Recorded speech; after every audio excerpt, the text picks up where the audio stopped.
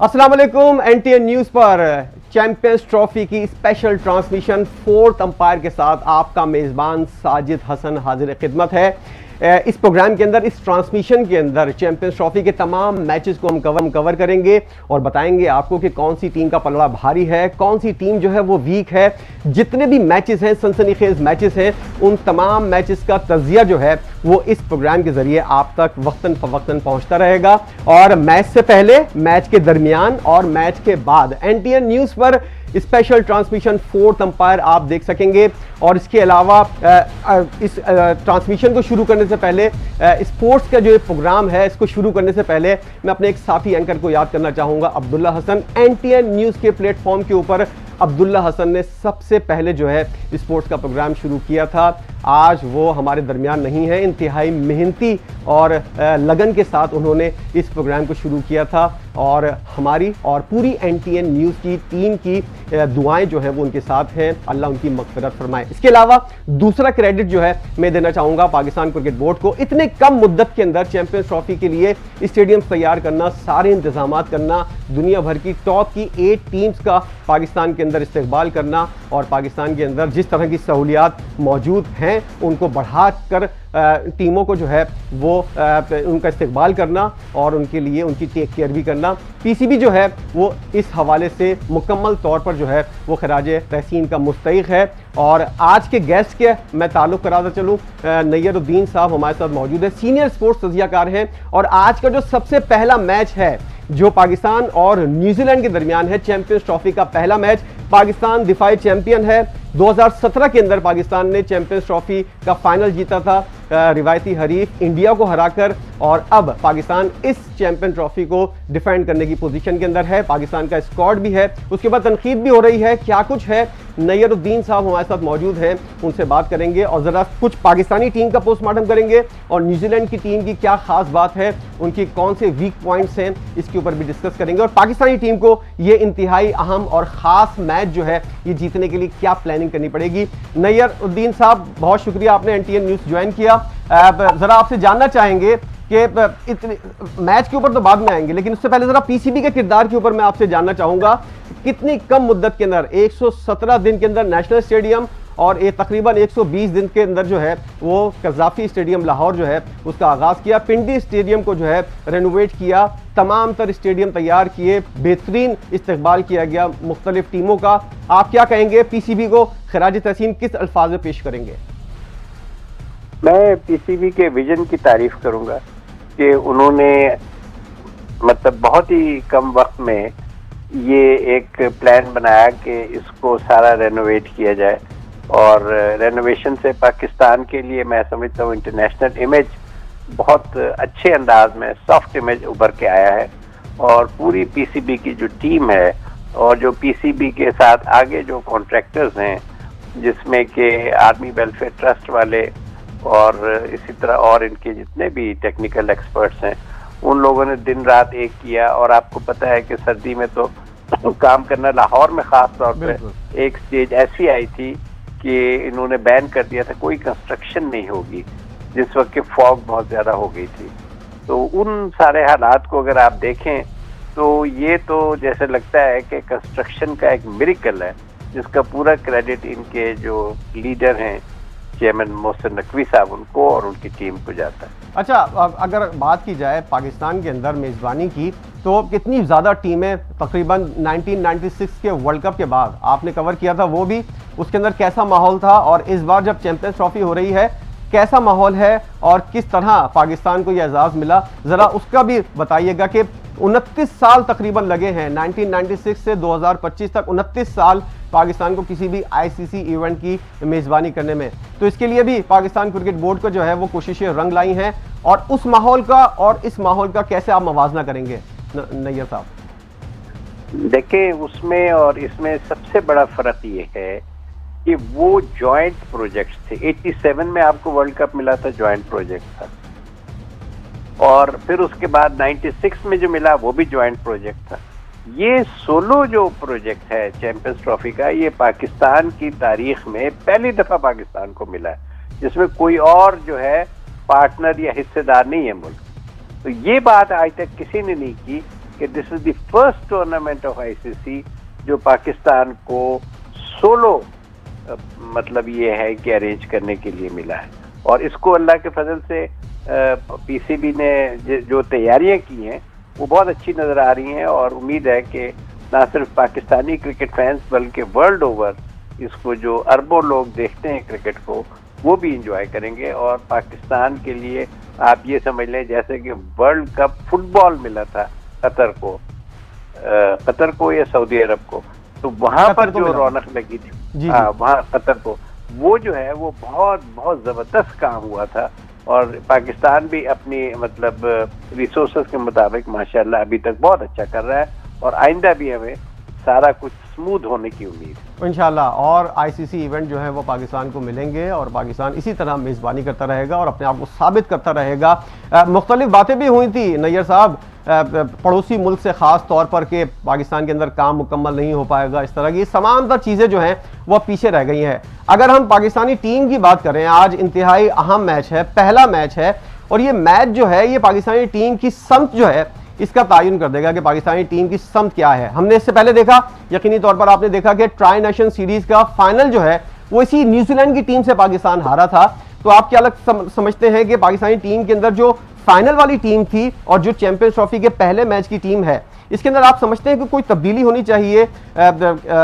खुशदिल शाह जो है उनसे जिस तरह की बॉलिंग करवाई जा रही है, सलमान अली आगा और अबरार अहमद जिस तरह हमारे स्पिन डिपार्टमेंट को संभाल रहे हैं, आप समझते हैं ये हमारे पास जितने भी हथियार हैं ये पूरे हैं? बॉलिंग की बात की जाए या फिर बैटिंग की बात की जाए, या आप समझते हैं कोई चेंजिंग होनी चाहिए टीम के अंदर?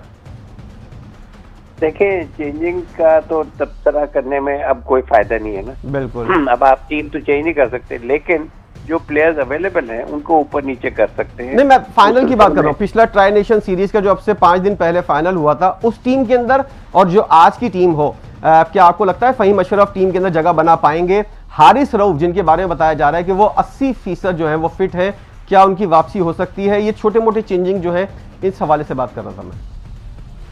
देखिए, हारिस रऊफ का अगर 80% फिट है तो हमें तो कोई फायदा नहीं है। बिल्कुल। फिर उसके बाद वो 60% पे आ जाएंगे, यहाँ पर भी मतलब उनकी कंट्रीब्यूशन नहीं होगी, वो एक जगह वेस्ट करेंगे।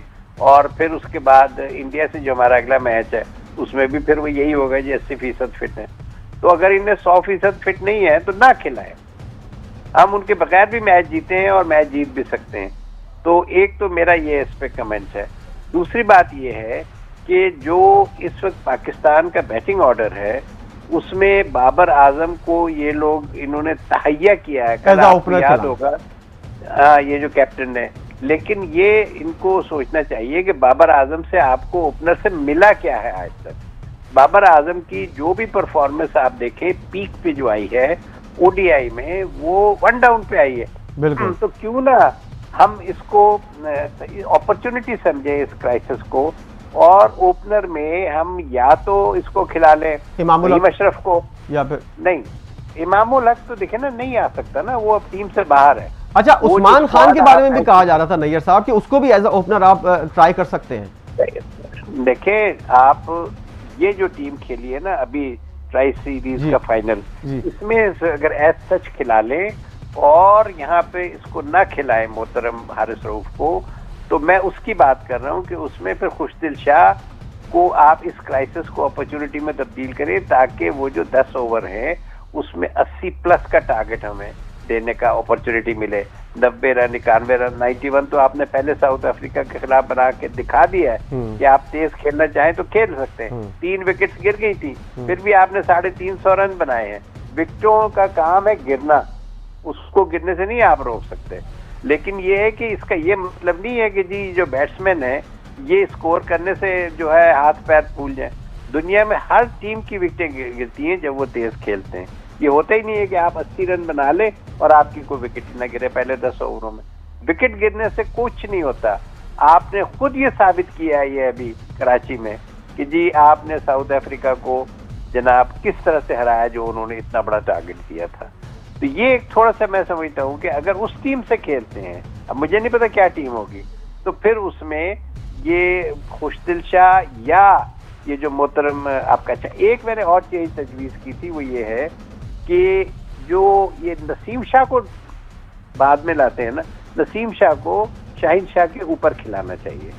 वो काफी बेहतर है और 25-30 रन आराम से दे देता है। लेकिन अगर उसको आखिर में खेलने के लिए बॉल्स ही ना मिले तो फिर वेस्ट हुआ ना।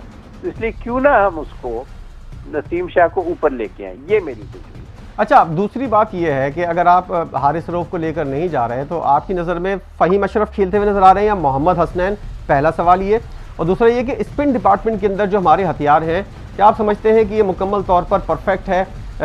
अबरार अहमद हुए, सलमान अली आगा हुए और इनके अलावा खुशदिल शाह से हम पार्ट टाइम बॉलिंग करवाते हैं।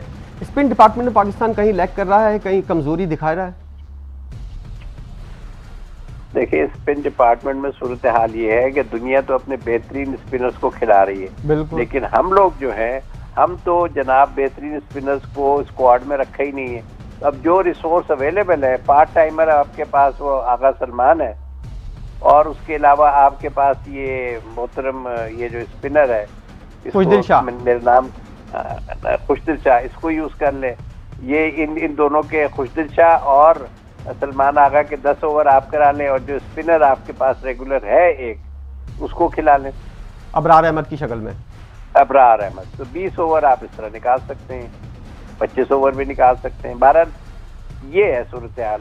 अब आपको जो बाकी 3 फास्ट बॉलर्स हैं, जिसमें नसीम शाह है और शाहीन आफरीदी है और उसके अलावा ये जो है आपका फ़हीम अशरफ या मोहम्मद हसनैन, इन दोनों में से आप क्या समझते हैं? इन दोनों में से कौन खेलना चाहिए? इन दोनों में से हसनैन को कतई नहीं खेलना चाहिए। हसनैन जो है ना, वो शेडो ऑफ हिज पास्ट है। आपके पास फ़हीम अशरफ का ये है कि he is also a very good batsman, all rounder type है। और नैयर साहब, क्या वजूहात हैं कि पाकिस्तान क्रिकेट बोर्ड ने क्या सोचकर ऐसा किया था? क्योंकि तनकीद बहुत ज़्यादा हो रही है, इसलिए सवाल बनता भी है। जो सेंट्रल कॉन्ट्रैक्ट के अंदर खिलाड़ी नहीं थे, 25-30 खिलाड़ी आपके इसलिए सेलेक्ट होते हैं, इसलिए सेंट्रल कॉन्ट्रैक्ट पाते हैं कि आप उनको जो है वो मुस्तकबिल के अंदर जितने भी एक साल के अंदर इवेंट हैं उनके अंदर इनको यूज़ करेंगे। लेकिन खुशदिल शाह हुए, फ़हीम अशरफ हुए, इसके अलावा और 1-2 मिसालें हैं कि आप इनको सेंट्रल कॉन्ट्रैक्ट के अलावा खिलाड़ियों को लेकर आए हैं। क्या ये ज़रूरी नहीं था कि जो सेंट्रल कॉन्ट्रैक्ट के अंदर मौजूद खिलाड़ी हैं उन्हीं को यूटिलाइज करते, जिसने आप लीग के ऊपर, बांग्लादेश प्रीमियर लीग की बुनियाद के ऊपर जो है वो आप वनडे की टीम सेलेक्ट कर रहे हैं? ये फैसला भी पाकिस्तान का सही है कि सेंट्रल कॉन्ट्रैक्ट में जो शामिल खिलाड़ी नहीं हैं उनको भी टीम के अंदर इंक्लूड करें? बात आपकी सही है कि सेंट्रल कॉन्ट्रैक्ट पर ही इन्हें रहना चाहिए था और इन्होंने जिस तरह से यहाँ पे प्लेयर्स को डाल दिया है बीच में, ये बहुत बड़ा एक रिस्क लिया है। इमामुल हक का आपने अभी जिक्र किया था, उसका नाम बनता था। और साउथ अफ्रीका के खिलाफ वार्म अप मैच में 98 रन स्कोर किए नैयर साहब ने। जी, तो वही मैं कह रहा हूँ कि इन्होंने ये जो इस वक्त टीम सिलेक्शन में, मैं तो कहूँगा कि अजीब ही मंतक लगाई है। लेकिन आज स्टार्ट ऑफ द मैच में हम उसको रो नहीं सकते, हम उसको पीट नहीं सकते। अब हमारे पास जो रिसोर्स अवेलेबल है उसी को प्रॉपरली अगर इस्तेमाल कर ले। मैं फिर कहूँगा कि बाबर से ओपन ना कराएं, और गॉड सेक ना कराएं। बाबर इतना बड़ा आपका एक जैसे होता है ना न्यूक्लियर वेपन है, तो उससे हमने मैक्सिमम फायदा उठाना है, बजाय इसके कि हम उसको ओपनिंग में डाल दें, वो खुशी खुशी कर लेगा। लेकिन क्या है कि अगर 25-30 रन बना के आउट हो जाए, हमें तो उससे 125 से 130 रन चाहिए। और नैयर साहब, ये जो आप रिक्वेस्ट कर रहे हैं मोहम्मद रिजवान से, कल ही उन्होंने प्रेस कॉन्फ्रेंस के अंदर इस बात के ऊपर मोहर लगाई है, तस्दीक की है इस बात की कि बाबर आजम ही पूरे चैंपियंस ट्रॉफी के टूर्नामेंट के अंदर पाकिस्तान के अंदर ओपनिंग करते हुए नजर आएंगे। तो ये रिक्वेस्ट तो अब आपकी शायद जाया जाए। लेकिन बैटिंग ऑर्डर के अंदर जो तब्दीलियां हैं, मोहम्मद रिजवान 4 नंबर के ऊपर आ रहे हैं, क्या इस पोजीशन के ऊपर सऊद शकील को नहीं आना चाहिए, आगा सलमान को नहीं आना चाहिए? मोहम्मद रिजवान का ये पोजीशन जो है, क्या आप समझते हैं कि वो उससे इंसाफ कर सकते हैं या कर रहे हैं? और दूसरी बात यह है कि ओपनर तो आपके पास है नहीं। अगर आप खुशदिल शाह को ये वाली बात कि अगर इनको रिजवान की जगह पर रखते हैं या सऊद शकील को रखते हैं तो रिजवान नीचे से आकर जो पावर हिटिंग भी कर लेते हैं तो उससे टीम को फायदा होगा। रिजवान को अपनी पोजीशन भी चेंज करनी चाहिए आपकी नजर में? ये आपने बहुत अच्छा मतलब पॉइंट उठाया। रिजवान से ऊपर आना चाहिए आगा सलमान को, रिजवान को नीचे आना चाहिए, और खुशदिल शाह या फ़हीम, इनसे आप ओपन कराएं।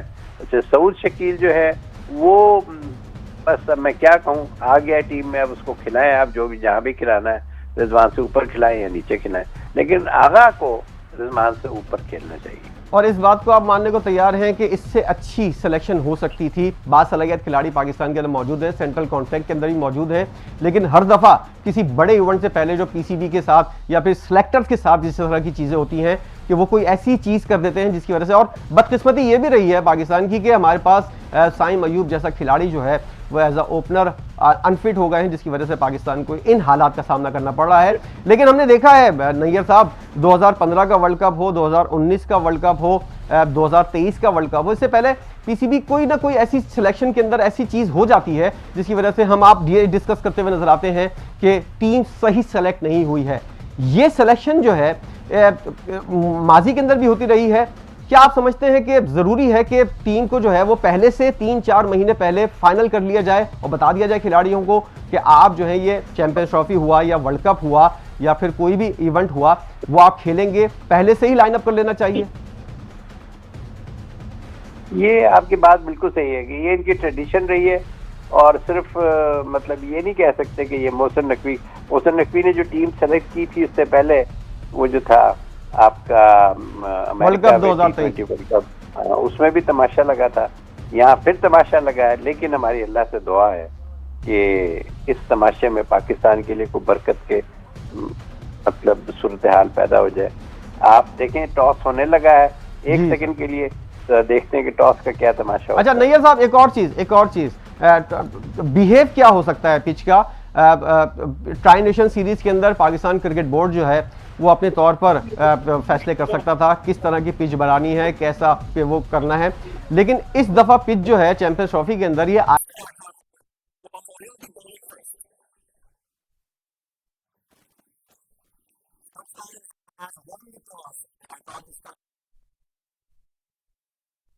पहले फील्डिंग करने का फैसला किया है। अब देखना यह है कि न्यूजीलैंड की टीम जो पहले बैटिंग करेगी वो कितना स्कोर करती है और उसके बाद पाकिस्तान जो है वो उसको चेस करने में कामयाब होता है या नहीं। एक तब्दीली हुई है, फ़हीम अशरफ को जो है वो टीम से निकाल दिया गया है और जो पिछली फाइनल टीम थी। नैयर साहब क्या कहेंगे आप? फ़हीम अशरफ को ड्रॉप किया गया है और इस तरह पाकिस्तानी टीम के ऊपर आपका तज्जिया क्या है?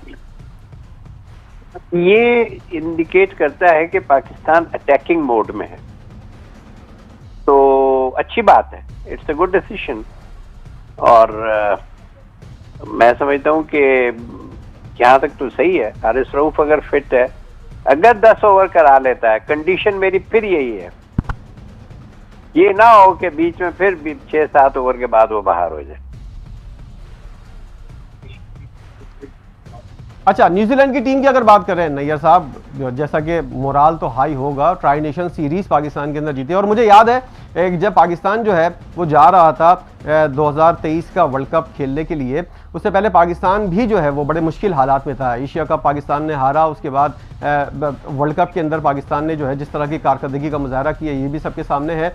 तो जरा बताइएगा मोराल जो है वो साइकोलॉजिकल जो एडवांटेज है वो न्यूजीलैंड की टीम के पास होगा, क्योंकि उन्होंने अभी 2 मैचेस जो है ट्राई नेशन सीरीज का पहला मैच न्यूजीलैंड ने पाकिस्तान को हराया, उसके बाद फाइनल न्यूजीलैंड ने पाकिस्तान को हराया, तो एक तरह के साइकोलॉजिकल जो है दबाव पाकिस्तान के ऊपर होगा, ये लगता है आपको?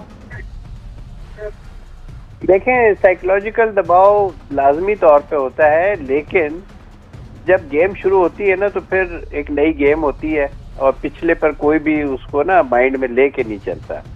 और एक वैसे भी बड़ी बात है कि जब लगातार मतलब जैसे कहते हैं ना, एक लॉ ऑफ एवरेजेस ये बताता है कि जब आप लगातार एक काम कर रहे हो तो उसमें ऊंच नीच आने का बड़ा इम्कान होता है। तो आज के मैच में मैं पाकिस्तान को, अभी मैच शुरू नहीं हुआ, लेकिन 60-40 फेवरेट कहूंगा। 60-40 फेवरेट आप कह रहे हैं पाकिस्तान को, क्योंकि चैंपियंस ट्रॉफी का मैच है, एक बड़ा इवेंट है, इसके अंदर जो है वो हर कोई नए सिरे से आगाज करता है, तो बेहतरीन पाकिस्तान के लिए दुआओं का सिलसिला पाकिस्तान के अंदर जारी है।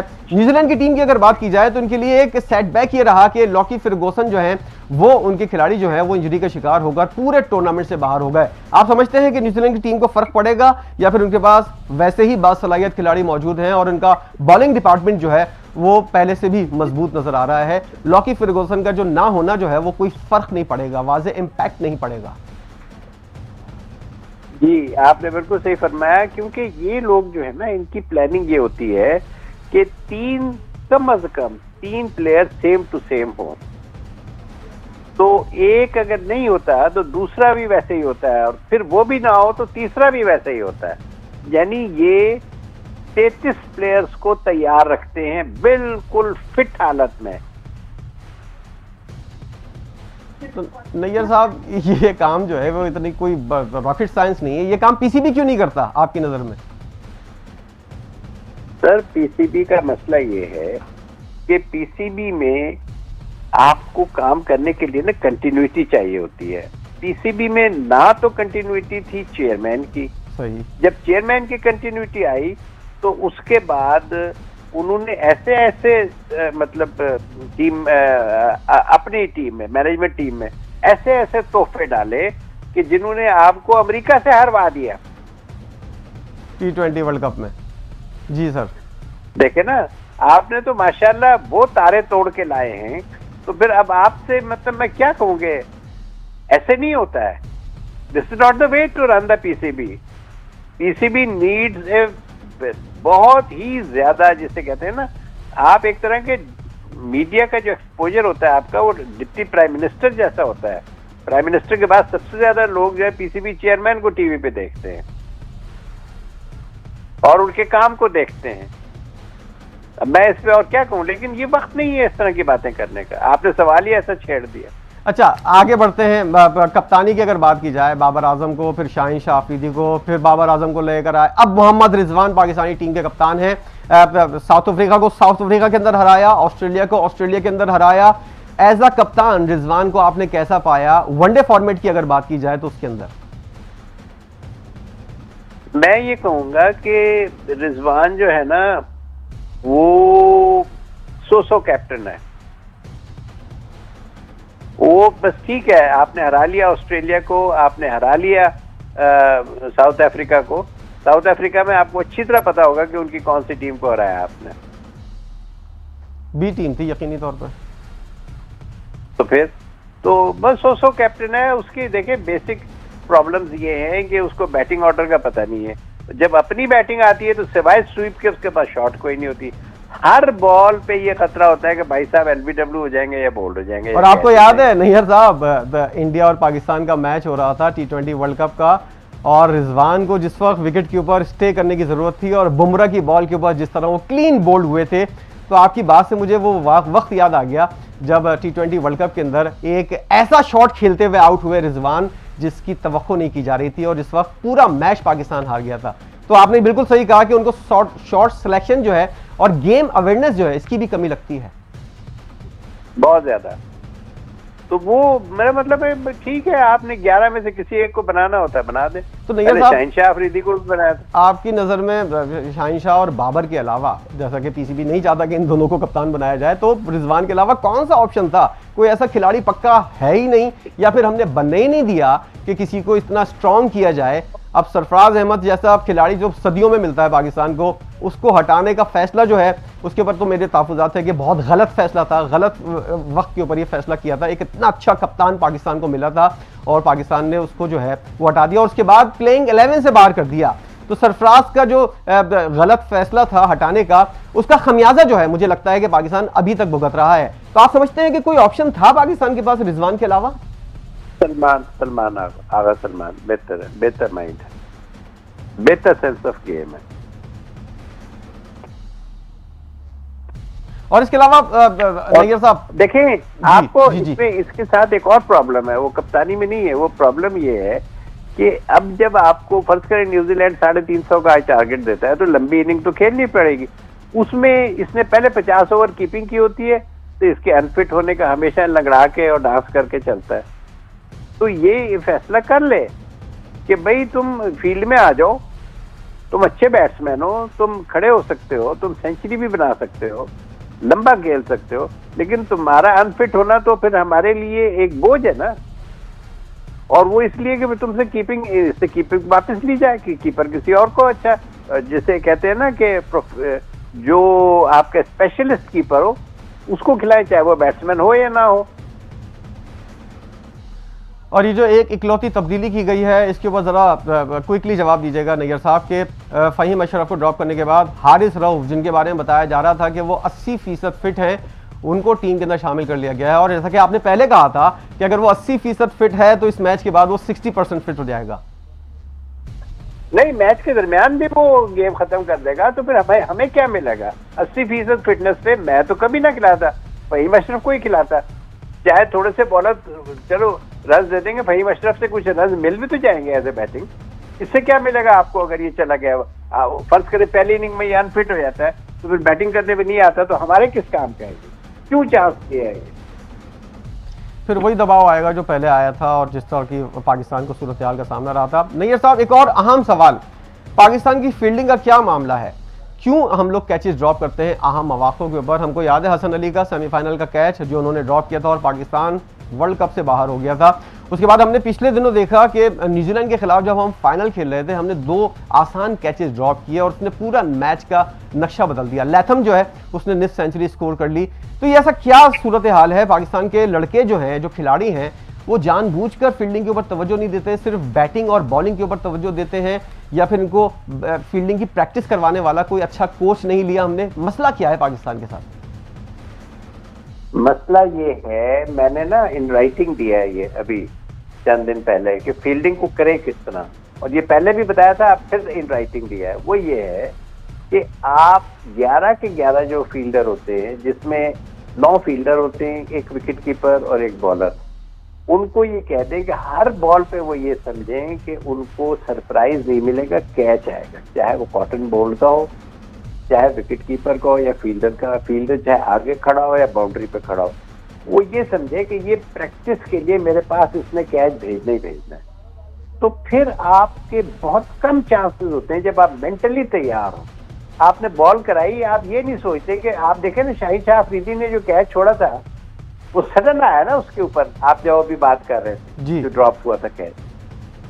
तो इनको माइंड में हो ये मैं बॉल कराने जा रहा हूँ, इसमें मुझे कॉटन बोल्ड देना है। जब हर फील्डर ये समझेगा तो फिर कैच ड्रॉप होने के बहुत ही कम चांसेस होंगे। और इसके अलावा फिटनेस के ऊपर ये मैंने लिख के दिया है पूरी टीम को और अच्छा। और मोहसिन नकवी को भी। तो आपको लगता है इसके ऊपर कुछ अमल दरामद होता हुआ नजर आ रहा है? होना तो चाहिए, कोई मेरे को ऐसी बात तो नहीं कि जो मुश्किल हो भाई, ज़हनी तौर पे ये देखो कि तुम्हारे पास कैच आना है।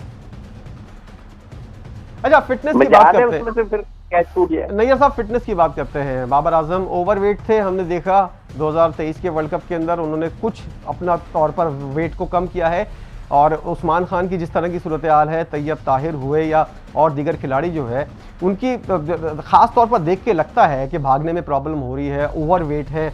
और ख़ास तौर पर जो हम लोगों ने ये लीग्स क्रिकेट के अंदर खिलाड़ियों को जाने की इजाज़त दे दी। अब लीग्स क्रिकेट के अंदर ये होता है कि हमेशा किसी बड़े इवेंट से पहले खिलाड़ी इतना क्रिकेट खेल लेते हैं कि वो कोई ना कोई खिलाड़ी अनफिट हो जाता है। तो फिटनेस के मयार के ऊपर क्या तवज्जो देनी चाहिए?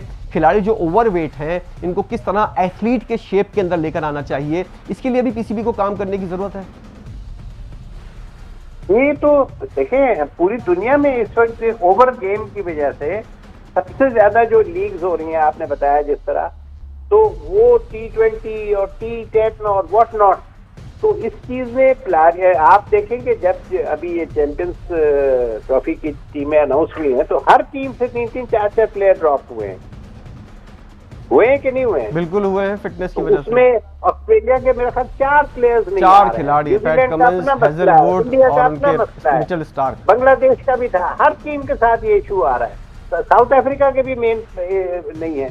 न्यूजीलैंड का बंदा जो है वो आप अभी बता रहे थे उसका नाम लॉकी फर्गूसन। तो ये तो मतलब ये अब एक रूटीन बन गई है। इसीलिए कहते हैं कि 3-3, 4-4 बैकअप होना बहुत जरूरी है अगर आपने टॉप पे जाना है। तो सिर्फ एक टीम बना लेने से कुछ नहीं होगा।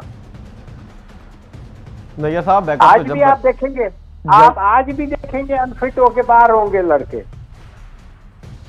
नैयर साहब, बैकअप तो उस वक्त बनता है ना जब आप सेंट्रल कॉन्ट्रैक्ट से खिलाड़ियों को लेते हैं। 30 बंदों को अगर आप सेंट्रल कॉन्ट्रैक्ट दे रहे हैं, उसके अंदर 2 टीमें आप बनाकर उनके आपस में मुकाबले करवाएं, या फिर बैकअप के तौर पर खिलाड़ियों को रखें। अब बैकअप के लिए जो खिलाड़ी हैं उनको छोड़कर आप लीग्स के अंदर खेलने वाले खिलाड़ी जो हैं उनको कारकर्दगी की बुनियाद के ऊपर, T20 कारकर्दगी की बुनियाद के ऊपर वनडे फॉर्मेट के अंदर सेलेक्ट कर रहे हैं। तो यहां से ही गलती का एहसास हो गया कि कौन गलती कर रहा है और किसकी वजह से गलती हो रही है। ये गलतियां जो हैं ये आपको लग रहा है कि मुस्तकबिल में भी जारी रहेंगी, क्योंकि माजी से अब तक हमने कुछ नहीं सीखा है नैयर साहब। हाँ बिल्कुल, आप सही कह रहे हैं।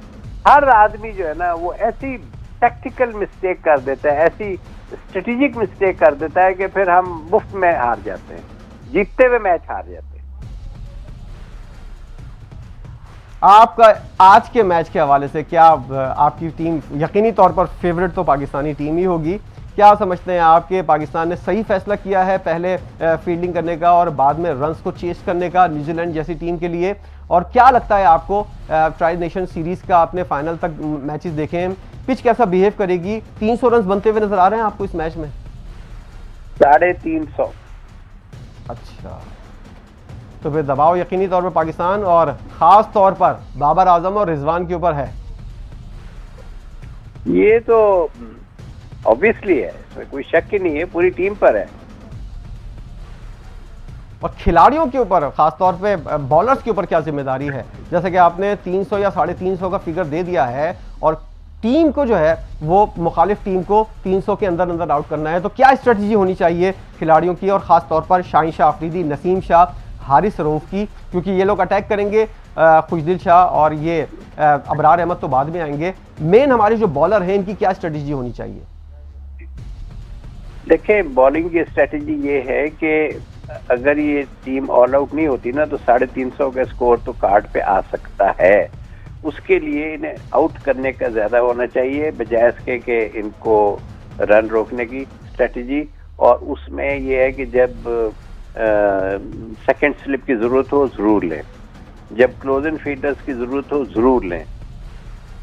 ये एक स्ट्रेटजी लेके चलेगी और बाद में बैटिंग करने के आउट कर सकते। अब बाद में जब बैटिंग कर रहे होंगे आपको, तो उस वक्त क्या स्ट्रेटजी होनी चाहिए एज अ बैटर था? तो जो हम साइकोलॉजिकल दबाव की बात कर रहे थे वो हमको इन मीडिया टॉक के अंदर भी नजर आया था नैयर साहब।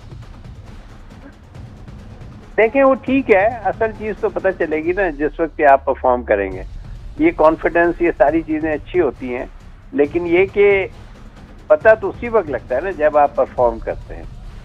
बड़के तो बहुत लोग मारते हैं। आपको याद होगा कि जब अनोखी और अकरम झारा का मुकाबला हुआ था तो झारा ने कितनी बड़के मारी थी, अनोखी तो खामोश था। और बाद में जीता कौन, ये भी सब जानते हैं। तो इसको कहते हैं कि यू हैव टू जी। अच्छा नैयर साहब, जरा देखते हैं एक बार फिर नेशनल स्टेडियम कराची का रुख करेंगे। वहां पर टीमों की आमद का सिलसिला जारी है और दोनों टीमों के जो है वो कौमी तराने बजाए जाएंगे। जरा नेशनल स्टेडियम के मनाजिर भी हम अपने नाजरीन को दिखा रहे हैं। ये मनाजिर आप देख रहे हैं नेशनल स्टेडियम के। न्यूजीलैंड और पाकिस्तान की टीम के कप्तान जो हैं वो अपनी टीम के साथ आ रहे हैं और इंतहाई दिलकश मनाजिर जो हैं वो हम कराची के नेशनल स्टेडियम से चैंपियंस ट्रॉफी के इफ्तिताही मैच के देख रहे हैं।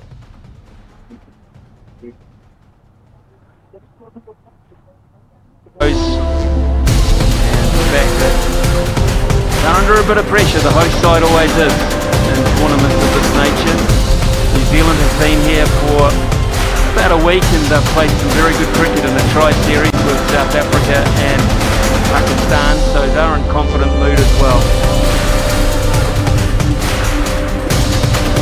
What a moment it is. And there is the President of Pakistan, Asif Ali Zardari, by his daughter.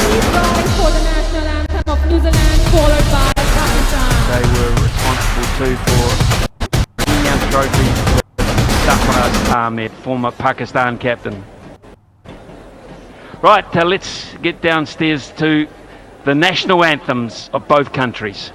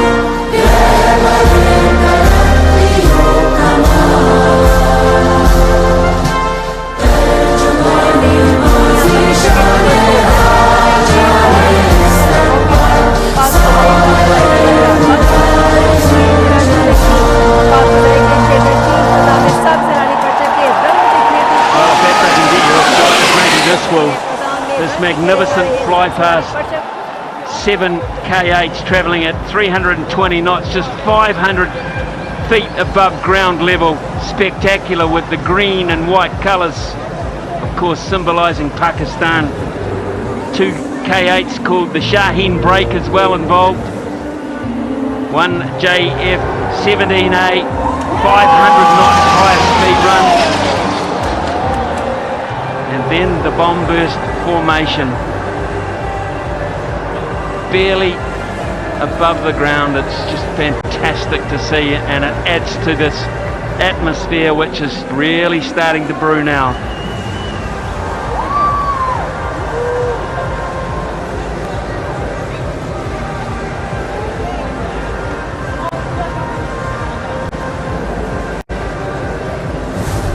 Right, let's look at the two teams. New Zealand are, of course, without Rachin Ravindra, so it's Conway, Young and Williamson who'll face the music early on. Mitchell, Breezewell, Santner, Smith, Henry and O'Rourke. That is the New Zealand side. So, yes, Nathan Smith comes in that crucial number 9 spot to add his all-round strengths to a side which has played well so far in Pakistan conditions. For Pakistan, Fakhar Zaman, Baba Saud, Rizwan, Salman, Tayyab, Kushtil, Shaheen, Naseem, Rauf and Abrar. Plenty of very experienced seam bowlers.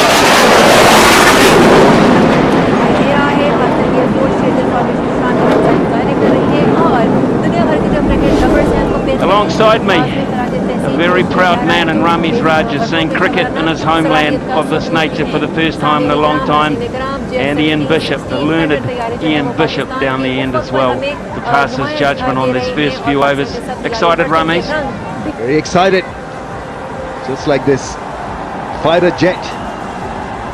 Huge sound, and what an atmosphere here, and so glad that it is actually happening after the 1996 World Cup.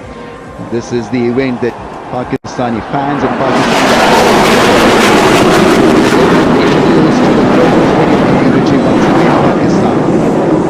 It's an important step towards that, normalizing its standing amongst the cricket fraternity, and it's a story about resilience, about determination, about not giving up, about kind of starting from the scratch after that unfortunate incident of Sri Lankan team. They were like the vagabonds of the cricket world for good about 6-7 years. Some of the careers finished. I'm talking about A players finished, not playing. So this is a big deal. This is a big moment for all the fans. Ian Bishop was out at the toss. Mohammad Rizwan winning the toss and deciding to bowl first against the New Zealand top order. Yeah, and he'll be requiring his bowlers to find some way of breaking this excellent partnership early, to find out whether there's any lateral movement, whether Shaheen Shah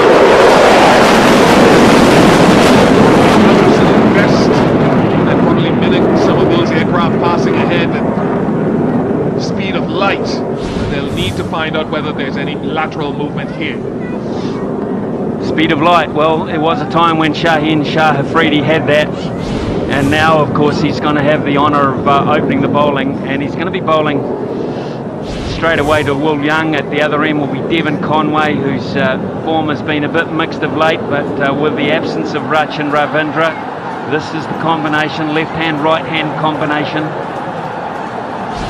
Pakistan are going to go with a couple of slips to begin with. Shaheen Afridi, 125 wickets under his belt. But here at home, Pakistan will be absolutely pumped here. There's been a generation who have not been able to do this. That's how symbolic this is. A generation of cricketers, maybe more, who have not had the chance, the honour of wearing their national colours in this magnitude. So this is special. It's really, really special. Let's get it going. The Champions Trophy is underway.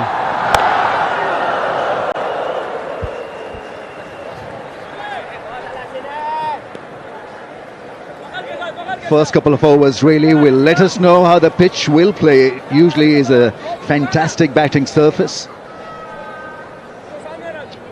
high scores batting first or second. We're talking about an average of almost 300 since last 5 or 6 years. That's been the going rate. Well, there's Kane Williamson. Welcome sight to New Zealand. First runs, they'll get a couple. It wasn't perfectly timed, but the outfield is very, very fast. In fact, maybe an injury to a Pakistan player who chased that right from the outset. A little bit of drama here. Fakhar Zaman is going to walk off the field, in fact. Sit down. Now, is this a... Time of late has been injury prone, and there, I think straight away there was this possibility of him being a little unfit. He's out of the field and seems to be gutted. That's unfortunate. If an injury has occurred here to Fakhar Zaman, who's been their premier strike force in ODI cricket, it's a huge occurrence. Kamran Ghulam is the sub.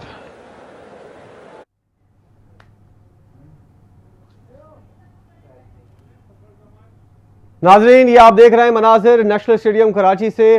Pakistan ने पहला over करवा दिया है। शाहिनशाह अफरीदी की जानिब से पहला over करवाया जा रहा है और हमने देखा, प्रोग्राम आपने देखा। कहीं मत जाइएगा, जब ब्रेक होगा, जब पहली इनिंग का इख्तिताम होगा तो दोबारा आपकी खिदमत में हाजिर होंगे। जब तक के लिए इजाज़त दीजिए, अल्लाह हाफिज़।